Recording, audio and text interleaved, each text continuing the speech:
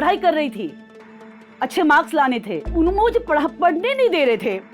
मतलब पी कर आना घर पर, चिल्लाना, चीखना, चीजों को फेंकना, मेरी किताबें उठाकर फेंकना। एक दिन मुझे इतना गुस्सा आया उन पर कि मैंने चाकू उठा के उनको मारने की कोशिश की। ठान लिया कि भाई पैसे कमाएंगे। आज भी सोचती हूँ कि कहां पर वो एक पहला लैपटॉप हमने खरीदा था और आज हमारा कंपनी का वैल्यूएशन कुछ 20 करोड़ है।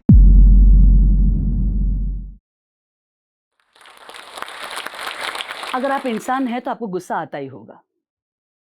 गुस्सा सभी को आता है और हमको बचपन से बताया गया है कि गुस्सा नहीं आना चाहिए और गुस्सा अच्छा नहीं है। कई सारे बुक्स लिखे गए हैं कि भाई पीस बड़ा अच्छा होता है, काम बड़ा अच्छा होता है, सेरेनिटी बड़ा अच्छा होता है। ये सभी लोगों को लोग बताते हैं। आज मैं आपको बताने वाली हूं कि गुस्सा अच्छा है। मैं विजय लक्ष्मी सुवर्णा हूं, कंपनी चलाती हूं liberation coaches private limited, Mumbai में हूं और 51 ईयर्स की हूं। 120 साल तक जीने वाली हूं और इससे 20 साल तक मैं काम करते हुए मरने वाली हूं। लेकिन मेरी ये परिस्थिति हमेशा ऐसी नहीं थी। मैं बहुत छोटे कम्युनिटी से और बहुत छोटे घर से मैं निकली हूँ। एक लोअर मिडिल क्लास जो कहते हैं मुंबई में, और बॉम्बे में अगर आप लोअर मिडिल क्लास कहते हैं तो it basically means you live in a chawl. 10 by 10 का कमरा होता है ना। वहीं पर एक मोरी होती है। अगर आप लोग मोरी से वाकिफ नहीं है, इसका मतलब छोटी सी जगह जहां पर आप कपड़े बर्तन धोते हैं, जहां पर दिन में 2 घंटे पानी आती है। और अगर हम कहते हैं कि आप मोरी के पास सोते हो, मतलब लिटरली मुंबई के शहर में मोरी पे आपका पैर लगता होगा, इतनी छोटी घर होती है। और बिल्कुल बाहर होता है कॉमन टॉयलेट, और हमारा घर इत्तेफाक से वो बिल्कुल कॉमन टॉयलेट के बाहर ही था और वहां पर दिन भर लोग आते जाते रहते थे। अगर आप बॉम्बे के चौल से वाकिफ है तो और एक बात आपको बता दूं कि जो कॉमन टॉयलेट होता है वहां पर लाइट नहीं होता। वहां की जो दीवारें होती है वो टूटी हुई होती हैं। वहां पर जो दरवाजे वो टूटा हुआ होता है। वहां पर लगाने के लिए कुंडी नहीं होती और वहां पानी नहीं होता, तो पानी लेकर जाना पड़ता है। हाफ द टाइम वहां पर तो पानी रहता ही नहीं था। आंखें बंद करके ही टॉयलेट जा सकते हैं आप। तो गुस्सा बहुत आता था मुझे उसी समय, क्योंकि मेरे बहुत सारे दोस्त थे ना। मैं उस कम्युनिटी से हूं, मद्रासी अय्यर कम्युनिटी से हूं, जहां पर मतलब लोग पढ़े लिखे होते हैं, नौकरियां अच्छी होती हैं, लोग गवर्नमेंट जॉब्स करते हैं, बैंक्स में नौकरी करते हैं, इंजीनियर्स होते हैं, डॉक्टर्स होते हैं। और मेरे सारे फ्रेंड्स की कम्युनिटी और उस कम्युनिटी में सभी लोगों के पेरेंट्स ऐसे ही होते थे, पढ़े लिखे, अच्छा घर, नीट घर, अच्छी बातें। और मेरे घर में ऐसा बिल्कुल नहीं था। गरीबी इज ओके, आई मीन हम तो टॉयलेट कर ही लेते हैं। बचपन में कहां पता चलता है कि ये गरीबी है, इसको कहते हैं अमीरी। लेकिन एक बहुत दर्दनाक किस्सा मैं आपको आज बताना चाहती हूँ। वो मेरे फादर मेरे हीरो रहे हैं हमेशा, बचपन से ही। I loved him a lot. वो मुझसे बहुत प्यार करते थे, आई नो। और 8-9 साल 10 साल तक तो मुझे लगा my father is the centre of my universe, right. फिर पता चला कि वो पीते हैं। मुझे लगा कि बस कुछ दिन पापा पता नहीं अजीब बिहेवियर क्यों करते हैं, कुछ दिन तो नॉर्मल रहते हैं। लेकिन फिर पता चला कि इसे पीना कहते हैं। फिर पता चला कि इसको कहते हैं दारू पीकर घर आना। तब पता चला जब एक बार वो बाहर गटर में पड़े हुए मिले और मेरे दोस्त ने और उसके फादर ने, मतलब स्कूल की फ्रेंड और उसके फादर ने उनको उठाकर वो घर छोड़कर गए। और मेरी माँ जो रोई उस दिन, जो झगड़ा हुआ, उससे मुझे पता चला कि पीकर घर पर आना, एक अल्कोहलिक फादर क्या होता है, मुझे उस 10 या 11 साल की उम्र में पता चला। उस दिन के बाद मेरे दिल में उनके लिए जो रिस्पेक्ट या लव था वो बिल्कुल ही खत्म हो गया as a matter of fact. किसी एक हीरो का विनाश होना अपनी नजर में या आपके नजर में, आई एम श्योर आपके लाइफ में बहुत सारे हीरो रहे होंगे, और उनका गिरना आपका फाउंडेशन जो है ना वो हिल जाता है, आपका आइडेंटिटी हिल जाता है। आप अपने आप से सवाल पूछने लगते हो कि मैं कौन हूं। तो बिल्कुल वही हुआ मेरे साथ। एक दिन मुझे इतना गुस्सा आया उन पर कि मैंने चाकू उठा के उनको मारने की कोशिश की। पढ़ाई कर रही थी, अच्छे मार्क्स लाने थे, मेरे सारे फ्रेंड्स अच्छे मार्क्स लाते थे, उन्होंने मुझे पढ़ने नहीं दे रहे थे। मतलब पी कर आना घर पर, चिल्लाना, चीखना, चीजों को फेंकना, मेरी किताबें उठाकर फेंकना। मुझे इतना गुस्सा आया कि मैं गई और मैंने चाकू उठाया और मैं उन पर वार करने वाली थी। मां ने मुझे रोक लिया। अगर आप लोग भी मेरी तरह कोई भी ऐसी परिस्थिति में रहे होंगे, कई बार आपको मन किया होगा कि आप उसे जान से ही मार दे, जो आपकी जीने को इतना तकलीफ दे रहा है, कोई आपको इतना इतना उलझा रहा है अपने लाइफ में। तो I am sure you have had the same position in your life. मैं आईपीएस ऑफिसर बनना चाहती थी और उस दिन मैंने ठान लिया कि मैं आईपीएस ऑफिसर नहीं बनूंगी, क्योंकि मेरे फादर चाहते थे कि मैं आईपीएस ऑफिसर बनूं। इतना गुस्सा आया उन पर कि मैंने कहा कि मैं अपने सपनों को छोड़ दूंगी, लेकिन इस आदमी का साथ नहीं दूंगी जो मेरी लाइफ को इतना इतना मतलब दर्दनाक बना रहा है, इतना मुश्किल बना रहा है। शादी कर ली। आई गॉट मैरिड एट 21-22 की उम्र में मैंने शादी कर ली उस घर से निकलने के लिए। लकीली मैंने ऐसे इंसान से शादी की जो पीते नहीं थे, जो पढ़े लिखे थे, जो बहुत मेहनत करना जानते थे, और उन्होंने मुझसे वादा किया था कि वो मुझे बहुत खुश रखेंगे, मुझे कभी रोने नहीं देंगे। मतलब I got married to a very nice man. ये एस्केप था, मुझे अपने घर से निकलना था, उस 10 बाय 10 फुट के चौल से निकलना था, मुझे कुछ और करना था, बड़ा करना था। एक बार गुस्सा जब शुरू होता है तो गुस्सा तो कंटिन्यू करता ही है। मैंने देखा कि मेरे मदर इन लॉ मुझे अच्छा ट्रीट नहीं कर रही हैं, मुझे वक्त पे खाना नहीं दे रही हैं, मेरा गुस्सा बस बबल होता रहा। ठीक है, फिर हम घर से बाहर चले गए, कहीं और हमने नौकरी की, वहां पर 3-4 महीने पैसे नहीं मिले, मतलब सैलरी नहीं मिला। तो मुझे याद है कि रात को हम एक पैकेट ग्लूको बिस्किट जो उस समय 5 रुपए में आता था, we used to buy that, और आधा खाते थे एज डिनर। पूरा दिन अगर आपने भूख देखी है तो आपको पता है कि पेट गुड़ गुड़ गुड़ गुड़ कैसे करता है पूरे दिन जब आपको खाना नहीं मिलता है। ये सारा फ्यूल था उस गुस्से के लिए। ठान लिया कि भाई पैसे कमाएंगे, भूखा कभी नहीं रहेंगे, इस परिस्थिति पे फिर कभी नहीं आएंगे। मतलब ना छोटे कमरे में, ना कॉमन टॉयलेट में, ठीक है, जहां पर बस में जाना होता चल के जाती थी, जहां ऑटो में जा सकते थे बस में जाती थी, आधे बार तो कहीं जाती ही नहीं थी क्योंकि पैसे खर्चे हो जाते थे। ठान लिया कि बहुत पढ़ाई करेंगे, और मैंने अपने पहले बच्चे के बाद, मतलब उसके पैदा होते ही और उसी समय पर मैंने अपना MBA कंप्लीट किया नरसिंह मोहन NMIMS कॉलेज से। इवनिंग क्लासेस थी, मेरी औकात नहीं थी कि मैं मॉर्निंग की क्लासेस फुल टाइम मैं ज्वाइन करूं, कि तब मैं नौकरी भी करती थी।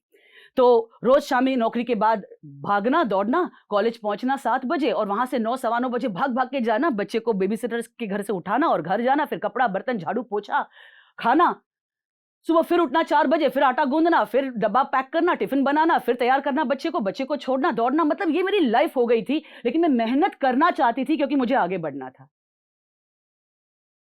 मुझे ये याद है कि MBA के समय पर लोग बाहर खड़े होकर वड़ा पाव खाते थे या सैंडविच खाते थे, चाय पीते थे। मेरी औकात नहीं थी कि मैं 1 कप चाय खरीदूं अपने लिए। लोग टेक्स्ट बुक्स खरीदते थे, टेक्स्ट बुक 150 रुपए के टेक्स्ट बुक्स लोग खरीदते थे।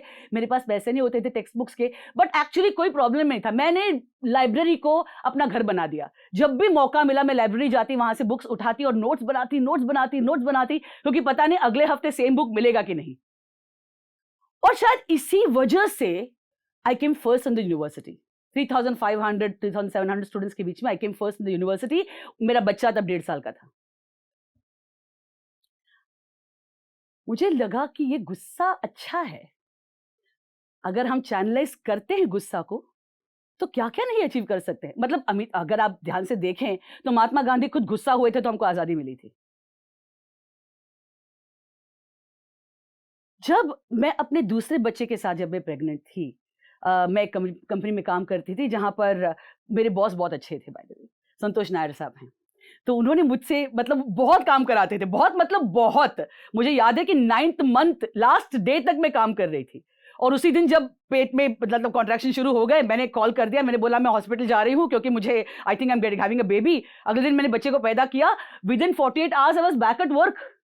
काम से ब्रेक नहीं लेना चाहती थी, क्योंकि अगर काम से ब्रेक लूंगी तो मुझे पता है फिर से जीरो से शुरू करना पड़ेगा। आप जैसी बहुत सारी औरतें हैं जिन्हें ब्रेक लिया होगा और फिर से शुरू करना, मतलब इट्स इम्पॉसिबल। कोई किसी औरत को काम देना ही नहीं चाहता जिससे ब्रेक लिया हुआ। तो I didn't want to take a break. मैंने उस बच्ची को, मेरे 2 दिन की बच्ची को बास्केट में डालकर मैं रोज काम करने के लिए निकलती थी। एक हाथ में बास्केट, कंधे पे उसका बैग, एक कंधे पे लैपटॉप, दूसरे हाथ में बैग, फिर पताने का पानी का डब्बा, खाने का डब्बा उठाकर I used to go to work every single day.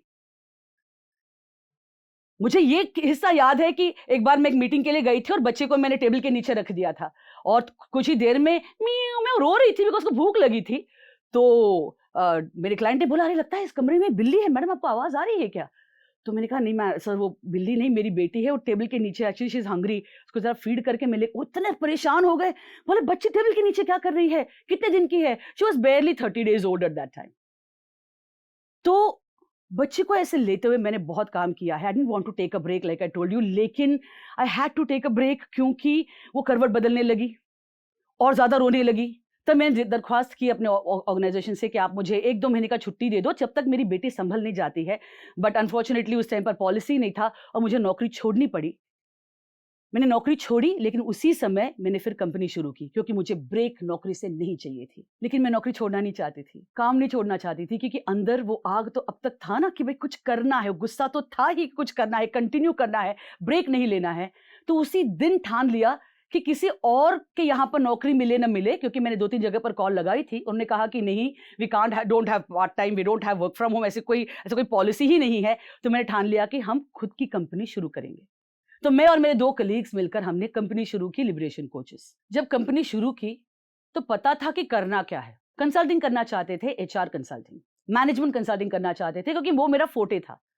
लेकिन पता नहीं था कि क्लाइंट्स कहाँ से आएंगे, पता नहीं था ऑफिस कहाँ पर होगा, पैसे तो बिल्कुल थे नहीं। As a matter of fact laptop तक नहीं था। हम मेरे घर से काम करते थे, जमीन पर बैठकर, क्योंकि चेयर एक ही था। और लोग बोलते थे मुझे चेयर पर बैठने दे यार, नहीं मुझे बैठने दो, अरे तुम 2 घंटा बैठ चुके हो, मुझे बैठना है, so on and so fourth.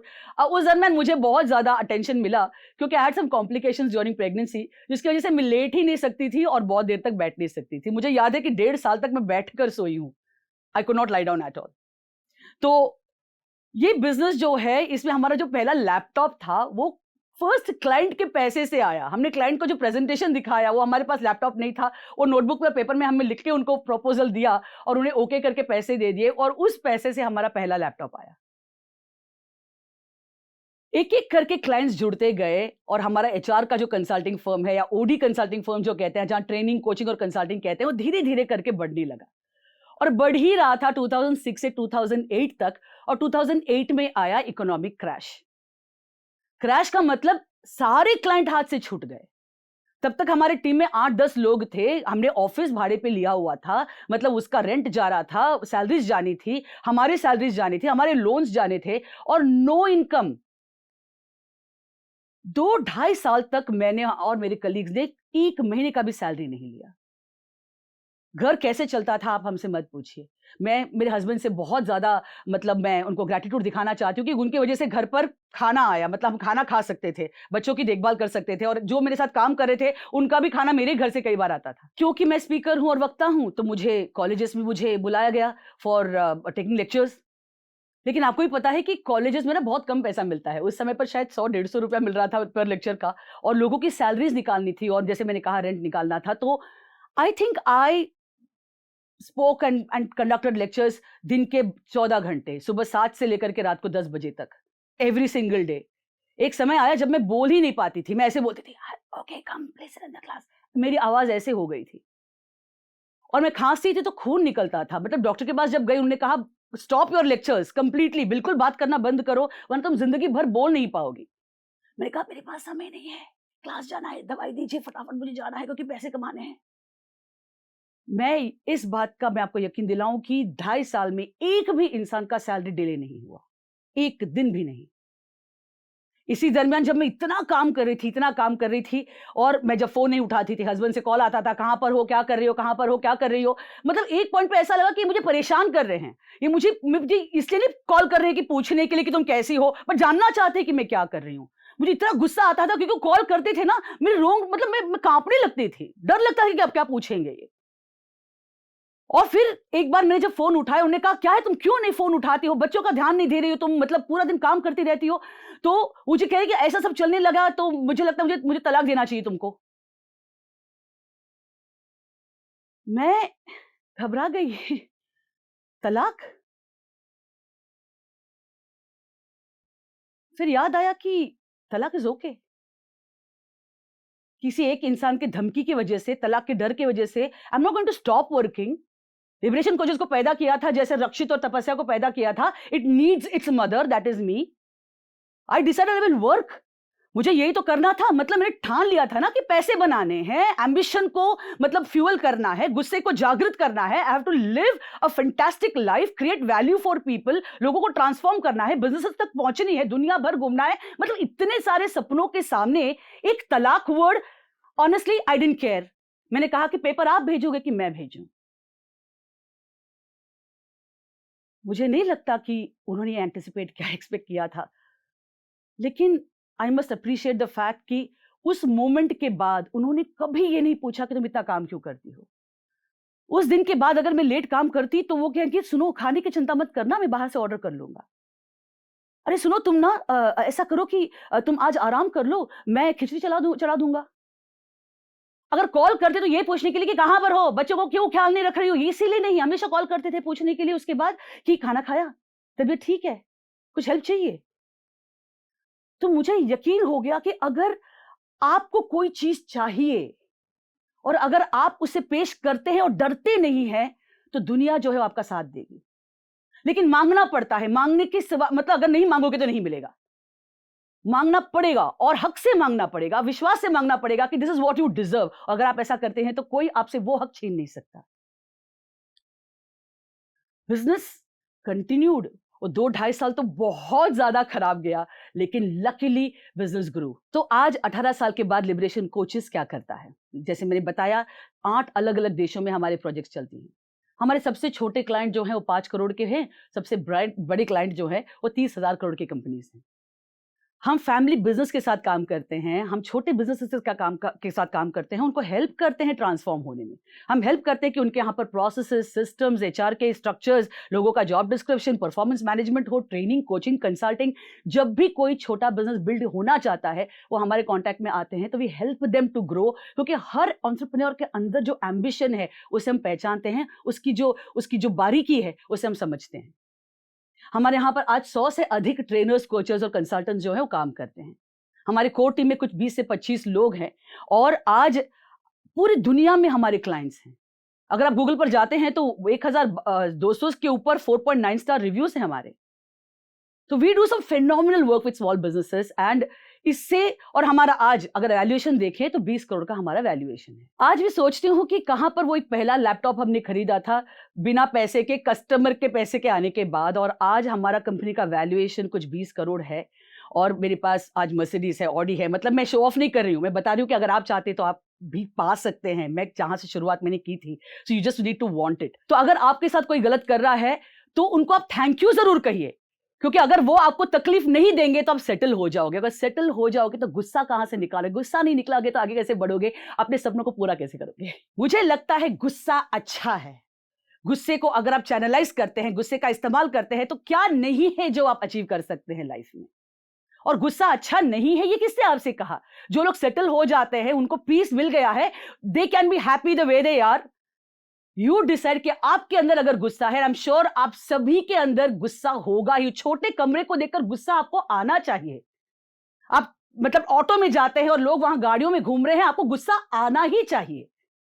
लोग जब भी मन करे शॉपिंग कर लेते हैं, पिक्चर जाते हैं, घूमने चले जाते हैं, फॉरेन ट्रिप्स करते हैं, और आप नहीं जा पाते हैं, आपको गुस्सा आना चाहिए। क्योंकि जिस दिन वो गुस्सा सही तरीके से आएगा, अच्छा गुस्सा आएगा, आप देखेंगे आपकी जिंदगी बदल जाएगी। आप ट्रांसफॉर्म कर लेंगे अपनी लाइफ को और अपने सारी फैमिली के लाइफ को, पूरी सोसाइटी की लाइफ को आप चेंज कर लोगे जिस दिन उस गुस्से का आप सही इस्तेमाल करेंगे। गुस्सा अच्छा है, आना चाहिए। आपका अहम चीखना चिल्लाना चाहिए। गुस्सा न होगा तो हिलोगे नहीं, विकट परिस्थिति से निकलोगे नहीं।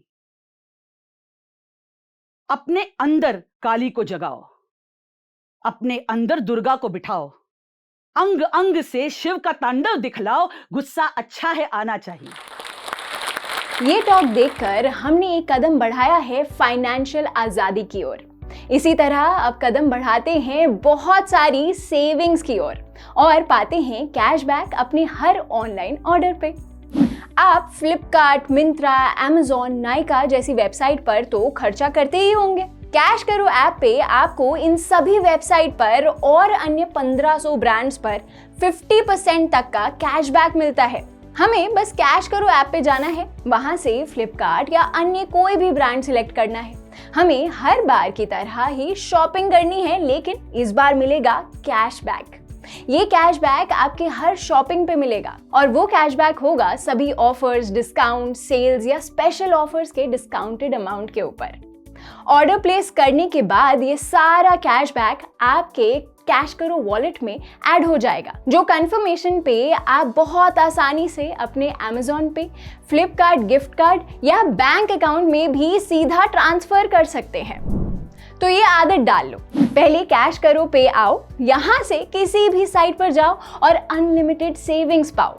तो कैश करो, ऐश करो। Click on the link in description and download cash करो ऐप नाउ। इस वीडियो के बारे में अपनी राय नीचे कमेंट सेक्शन में हमें बताएं और अपने दोस्तों के साथ ये वीडियो शेयर करना ना भूलें।